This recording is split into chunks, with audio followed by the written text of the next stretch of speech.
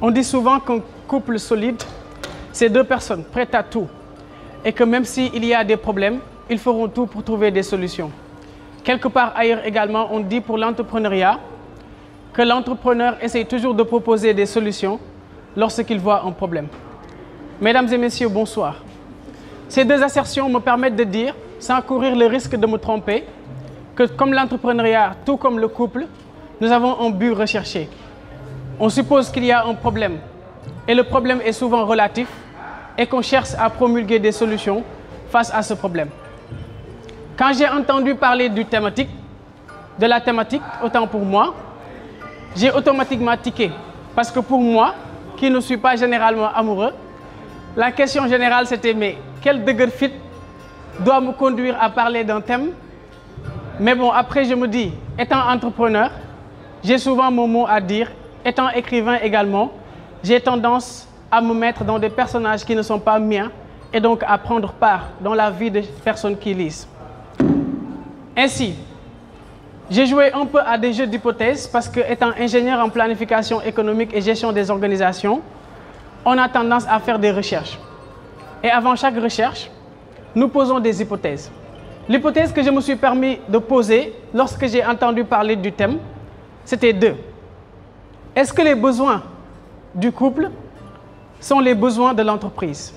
Hypothèse numéro 1.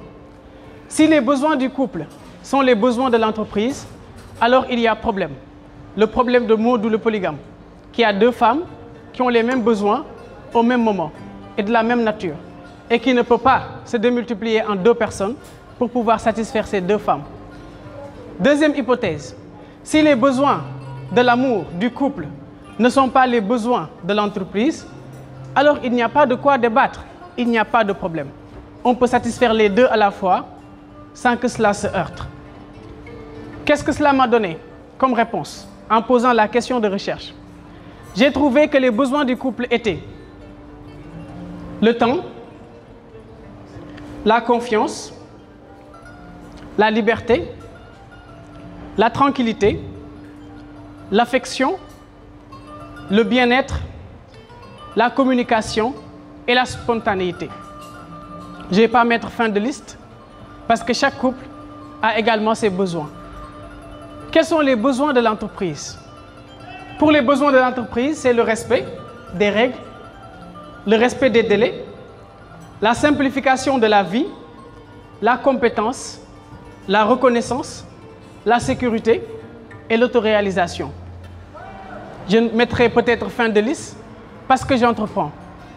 Je me rends compte que ce que je viens de lister en termes de besoins pour le couple ne sont pas forcément les besoins de l'entreprise. Alors, ouf de soulagement. Si je veux aimer, je peux aimer parce qu'il n'y a pas de collision entre les deux besoins. Je poursuis donc en m'attardant un peu sur le sujet.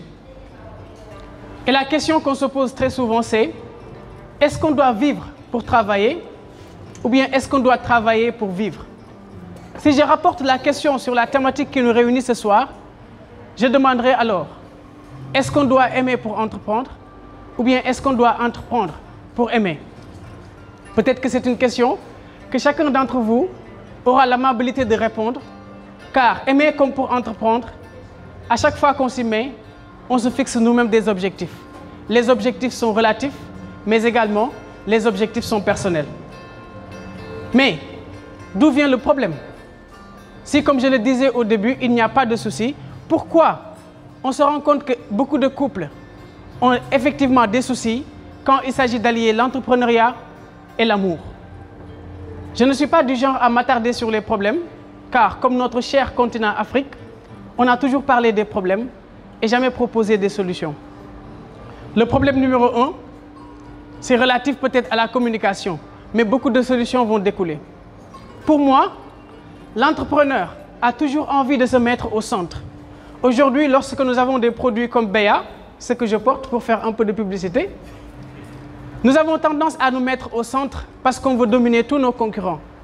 Mais si l'on rapporte cette attitude dans notre couple, on tue notre couple. Pour la bonne et simple raison que nos préoccupations, les entrepreneurs ont l'habitude de jouer à ces jeux. L'amour de ta vie t'appelle, tu décroches et tu dis « Oh bébé, moi j'ai beaucoup de travail. » j'ai eu une journée chargée, etc., etc.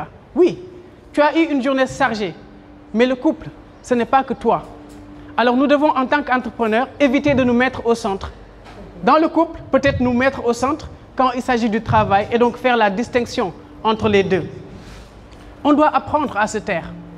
L'entrepreneur parle beaucoup. Oui, parce qu'il doit vendre ses produits. Mais dans la communication, il est conseillé de se taire. Se taire non pas parce qu'on n'a rien à dire, mais se taire parce qu'on doit écouter l'autre. Et plus l'autre se sent écouté, plus on a de la chance de mieux vivre ensemble. En tant qu'entrepreneur, je prendrai la méthode du desk. D'écrire, exprimer, spécifier, mais également, en dernière position, je prendrai conclure. D'écrire. Je donnerai des exemples concrets pour permettre à tout le monde de comprendre. Vous avez eu une réunion d'affaires avec un partenaire.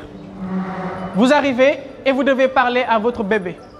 Mais votre bébé a constaté que pour plus d'une fois, vous venez toujours en retard quand il s'agit d'une rencontre amoureuse. Comment elle doit décrire la situation? L'étape numéro 1, ce n'est pas de vous dire que vous venez toujours en retard, mais c'est de décrire exactement quel est le rendez-vous que la personne a raté. Autrement dit, ne dites pas à la personne « tu viens toujours en retard », mais dites à la personne « tu es venu en retard dans notre dernier rendez-vous ». Après avoir fait cela, exprimez-vous. Nous avons une mauvaise habitude.